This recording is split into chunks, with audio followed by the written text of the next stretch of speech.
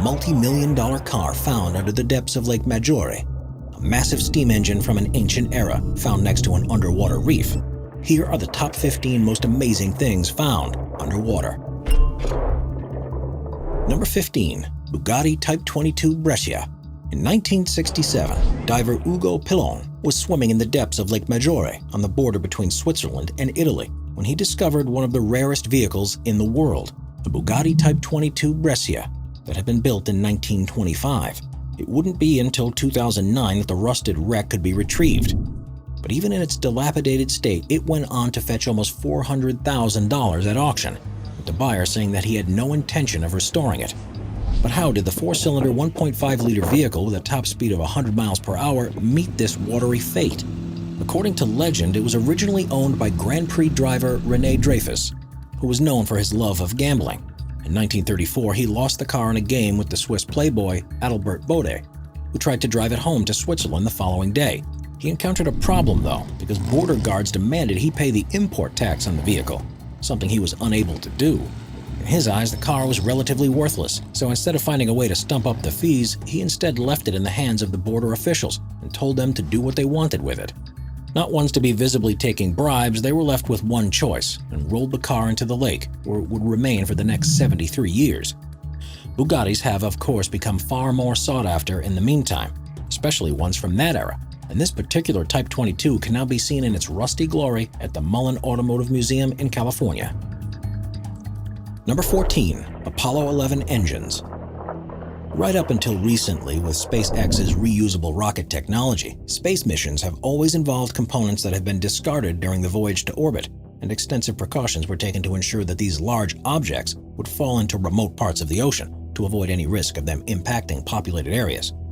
This means that somewhere lies the remnants of the engines and fuel tanks used in mankind's most important missions of exploration. And in 2012, Jeff Bezos announced that a team he had been funding had successfully located an invaluable piece of history, the F-1 rocket engines that had been used in one of the Apollo missions. They were at a depth of 14,000 feet in the ocean around 400 miles to the east of Cape Canaveral, where the rocket had launched from. And at the time, it was unclear which specific mission they had been used in, or whether they were in a decent enough state to retrieve. By 2013, however, it was announced that one of them had successfully been retrieved, and it was the most important one of all. With a serial number of 2044, this was the central engine that helped the Apollo 11 mission launch on its way to the moon. Further remnants have also been found that are now on display at various museums, including the Museum of Flight in Seattle. But this is just the beginning of the rediscovery of the spaceflight artifacts that remain hidden beneath the waves. Number 13. SS President Coolidge. Launched in 1931, the SS President Coolidge was a passenger liner, which at the time was the largest such vessel to have been built in the U.S. At 653 feet long, it had a capacity for 1,260 passengers across its 9 decks and was seen as the height of luxury. It ran routes around the world, but just a few years later, with increasing tensions mounting during the Second World War, she was first used to help evacuate American citizens from territories like Hong Kong before being commandeered by the Navy in 1941. Refitted for troop transport, she could carry as many as 5,000 soldiers, and she was armed with several guns to help keep her protected as she traveled around the world as part of an envoy. It was during this role, upon her entry to the island of Espiritu Santo in Vanuatu in the South Pacific, that she was sunk. Although it was a friendly harbor, the ship hadn't been provided with the details of where the mines had been positioned, and fearful of an attack by a Japanese submarine, took the deepest and most obvious approach. Amazingly, after being hit at the engine room, there were only 2 casualties, and while those on board safely reached the island, the ship slid down a slope into a channel at a depth of between 69 and 240 feet. While some equipment was successfully salvaged before it reached this precariously angled resting place, further removal of objects has been prohibited since 1983, and the ship's remains are now a popular recreational dive site. Number 12. Osborne Reef. If you go diving about 1.5 miles off the coast of Fort Lauderdale in Florida, you might come across a mountain of rubber tires. And while this may at first appear to be an accidental garbage dump, the unfortunate truth is that everything was put there intentionally. In 1972, an initiative began with the intention of creating a brand new artificial reef for Broward County, which would draw more game fish to the waters for tourism, and at the same time, to help dispose of more than 2 million tires. The idea was based on successful similar projects around the world and culminated with at least 100 ships helping to drop the steel-clipped tires across an area of 36 acres to a depth of up to 65 feet. Major mistakes were made with the planning, though, not the least the fact that the tires were only loosely tied together and soon broke free to move around in the water. This destroyed the little life that had taken hold and prevented any future corals from forming. To make matters worse, storms lifted and dropped them on nearby reefs with such force that those too were damaged, meaning that it wasn't just a failure, but was also an environmental disaster. The tires were often found washed up on nearby beaches, and there's been an effort by the Navy to help clear them since 2001. But this is yet to make a dent, and the tire reef remains a tragic reminder of human intentions gone wrong. Number 11. Heraklion. Also known as Thonis, the ancient Egyptian city of Heraklion was once one of the most vital trade links in the country. Thought to have been founded as early as the 12th century BC, it was near the mouth of the Nile and was so famous at the time that in Greek mythology it was one of the last places to be visited by Paris and Helen of Troy before beginning of the Trojan War. Heraklion remained relevant for almost 1,000 years, but by the 2nd century BC, Alexandria had become a more important port. This proved to be fortunate for the Egyptian economy, because after a series of earthquakes and tsunamis, the ground beneath Heraklion liquefied, and the city sunk into the water over the next few decades. Long thought to have been a place of legend, the ruins were first discovered by a British Air Force pilot who spotted something unusual as he flew over the Abu Qir Bay. In 1999, the first archaeological exploration visited the site, and a large number of artifacts such as coins, pottery, statues, and an ancient boat, and even 2 temples have been found. Still, just a fraction of the site had been fully explored, and it's hoped that when researchers can return, they'll learn so much more about what life was like at the time, and hopefully uncover new secrets about Egyptian society. Number 10. The Vanuatu Post Office. For many travelers, it's somewhat of a tradition to send a postcard to friends or family at home when you're on vacation. If you're someone who does this, you'll know it often involves learning about a postal system far different to the one you're familiar with. But once you've bought the postcard, things can often get far more complicated than you initially expected.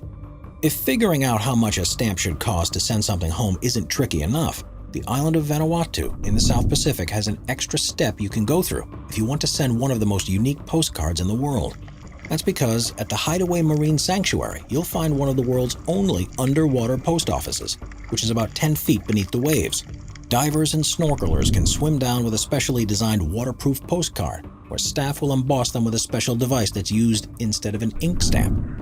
It's definitely a unique way of reminding your loved ones that you're thinking about them while you're spending your time in paradise. And rather than having to walk through a town in search of a postbox, you can send them a card from this one without having to miss out on a dive trip through a stunning wildlife reserve. Number 9. The Red Sea Steam Engine.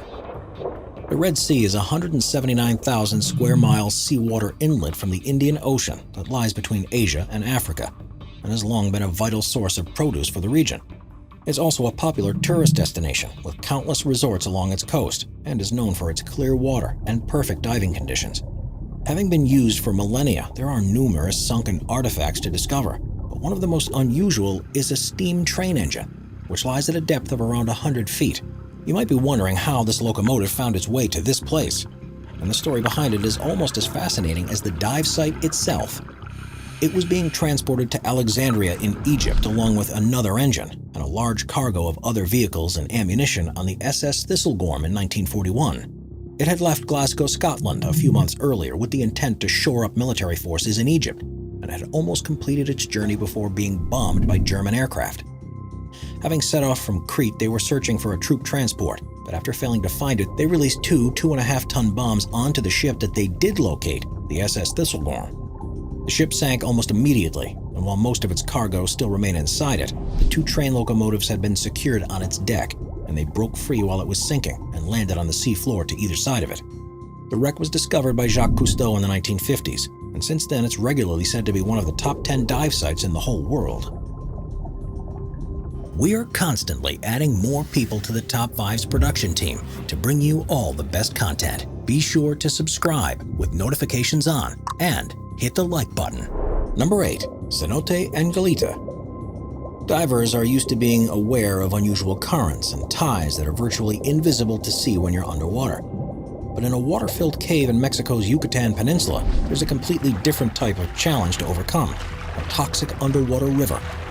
Only the most experienced of divers are allowed to enter this cave, which is known as Cenote Angelita, and when you hear about how it formed, it becomes clear why. Caves like this are continually being filled with salt and fresh water, but instead of mixing, the denser salt water falls to the bottom, and the fresh water stays above. Over 100 years, large amounts of organic matter, such as plant life and dead animals, also fall in, and when this all decomposes, it turns into hydrogen sulfide. Again, instead of mixing in, it forms a cloudy layer in between the salt and fresh water, and seems to be flowing like a magical smoky river. Those who have been in the cenote say that at first, all you can see beneath you is a deep blue color, but once you reach a depth of around 60 feet, you begin to see the wispy layer that's flowing around branches and ghostly trees. If you're brave enough, you can keep going down through this layer to the salt water beneath, but it's a good job you'll be wearing a wetsuit, because if it made contact with your skin, you'd be instantly burned. Said to be one of the most bizarre and enrapturing dive experiences on Earth, there's nowhere else quite like it. Number 7. The Antikythera Mechanism. In 1901, a crew of sponge divers were in the water off the coast of the Greek island of Antikythera when they came across a Roman-era shipwreck that's been dated to the 1st century BC. At a depth of 148 feet, it was in remarkably pristine condition considering its age, and an expedition by the Hellenic Royal Navy the following year found a number of fascinating artifacts like bronze and marble statues, pottery, jewelry, and coins. What the wreck has become most famous for, however, was a mysterious mechanism that was found amongst the rubble, which is believed to be the oldest known analog computer. It has spent so long underwater it's difficult to know exactly what it was for, or even what material it was made of, but it's generally accepted to have been built from a bronze alloy and would have been used to chart the movement of the heavenly bodies. Could this then be a precise calendar which allows the user to know the exact time of year, or, based on some of the inscriptions, to keep track of when the Olympic Games and other regular important events would be held? It's an incredibly complicated mechanism, with some believed to be far too advanced for civilizations of the time. Furthermore, it's very unlikely to have been possible to build it without there being more primitive versions, which raises the question of why nothing else like it has ever been seen before. Number 6. HMHS Britannic. The Titanic is undoubtedly the most famous ship to have ever sailed, and tragically became renowned because of a fateful voyage. But it wasn't the only vessel built to those specifications, and one of its sister ships, the Britannic, also met an unfortunate end. It was the third of the fleet to be constructed, and engineers made alterations based on the lessons they learned from the Titanic tragedy. It launched just before the beginning of the First World War, and was intended as a transatlantic cruise liner before being commandeered by the British Navy for use as a hospital ship. On the 21st of November 1916, the Britannic was sailing near the Greek island of Kea when it was struck by a German mine. 30 people were killed, and it sank in less than an hour. But on this occasion, the other 1,035 people on board were rescued. It was the largest ship to be lost during the war, and the largest passenger ship to ever be sunk. It was forgotten about by the world until Jacques Cousteau discovered and explored it in 1975. Surprisingly, the vessel is still in relatively good shape considering it was hit by an explosive. It lies around 400 feet beneath the surface, and is in much better condition than the Titanic. Because the iron-eating bacteria that are proving to be so detrimental to her sister ship are facing competition from other species in the Greek waters. Instead of decaying, the Britannic is slowly becoming one of the largest artificial reefs in the world, and is subject to regular expeditions to understand the long-term impact of structures like this in the marine environment. Number 5. SF Hydro. The invention of nuclear weaponry changed the course of the Second World War, but it was very nearly the other side that developed the deadly devices first. The Nazis had been well on their way to create a nuclear device of their own, and it was only because of the actions of the Norwegian resistance. Nazi troops had taken over the country and were particularly interested in the hydroelectric plant at the Rjukan waterfall in Telemark. It was the first place in the world that mass-produced heavy water, which is an essential resource for some nuclear reactors and methods that produce nuclear isotopes for weapons. As the war went on, resistance fighters interfered with plant operations, and the Nazis took the decision to take all of the heavy water they had produced and return it to Germany. They loaded it onto a ship, the SF Hydro, which set sail and was sunk by an explosive that had been smuggled on board by the resistance. For decades, it was unclear quite how close the Germans had got to acquiring the heavy water for research, but in the early 1990s, there was no doubt. The wreck was discovered, and within it were 2 canisters that contained 1,300 pounds of the substance, which would have been more than enough for them to continue the development of a bomb. Number 4. The Baltic Sea Anomaly. In 2011, a Swedish exploration team called Ocean X were scanning the floor of the Baltic Sea when they made an astonishing discovery. Now known as the Baltic Sea Anomaly, images appeared to show a 200-foot wide circular object that seemed to have ramps and staircases around it. After the images were published worldwide, it didn't take long for people to realize its similarities with the Millennium Falcon. Theories soon began circulating that a team had discovered a crashed UFO. It has such an unusual shape that surely it could have been only created on this purpose and not randomly by nature, right? That's what those who discovered it believed, and many other people's thoughts too. But amazingly, the general scientific consensus is that this actually is a naturally occurring phenomenon. The region has undergone huge amounts of glacial erosion and activity throughout history, and it's quite possible this is a large piece of rock that has been transported from elsewhere and smoothed down by the ice. As for the staircases, these are also thought to be rock formations that just so happen to look like steps because of the poor resolution. Number 3. Sacuayum. Mexico is known for its unique geography. Not only is it covered in luscious landscape, but because of the soft limestone rock that makes up large areas of the country, particularly the Yucatan Peninsula, there are hundreds of natural pits and caverns that have been eroded by water over the centuries and are known as cenotes. These cenotes were essential to Maya communities, and there's one called Sacuayum that is believed to be guarded by a feathered horse-headed serpent. It lies just outside the perimeter of the ruins of the ancient city of Mayapan, which was once at home to at least 17,000 residents. There were 40 cenotes within the boundaries of the city, which were used as water sources, but for some reason Sacuayum was treated very differently. Even to this day, locals refuse to get too close to the place and tell stories of a snake-like beast writhing in the trees and snatching anyone who ventures near to it. It was only a matter of time until researchers took the opportunity to dive into the water, and in 2014 they revealed what they found, and it suggests that a cenote was the site of a series of terrible events. Inside, they found 2 chambers that were connected by a tunnel, and in each one there were human remains. There were 10 skulls in one and 5 in the other, but these were no normal skulls. They were elongated. This is likely the result of a process that saw infants' heads being flattened after birth, but why their remains were left in the cenote is more of a mystery. The Maya used to bury their dead around their homes, so this is thought to have either been a part of a spiritual ritual to do with the underworld, or was a place chosen to dispose of plague victims to prevent others from becoming sick. Number 2. Manganese Nodules. Very little of the ocean floor around the world has been fully explored, and quite often new species and surprising objects are found. There's a strange phenomenon that occurs all over the planet, but is particularly widespread in the Pacific and could lead to a new race to collect valuable resources. Known as manganese nodules, they are small balls that can range in size between ones that are only visible under a microscope to ones that are 8 inches across. They form around rocks and have concentric layers of iron and manganese hydroxides and are often partially buried in the sediment. The growth of these nodules is an incredibly slow process, taking many millions of years, but their prevalence is astonishing, that they are thought to be present across upwards of 70% of the sea floor. Estimates suggest there could be as much as 5 billion tons of nodules in the oceans, which would prove to be an extremely valuable resource.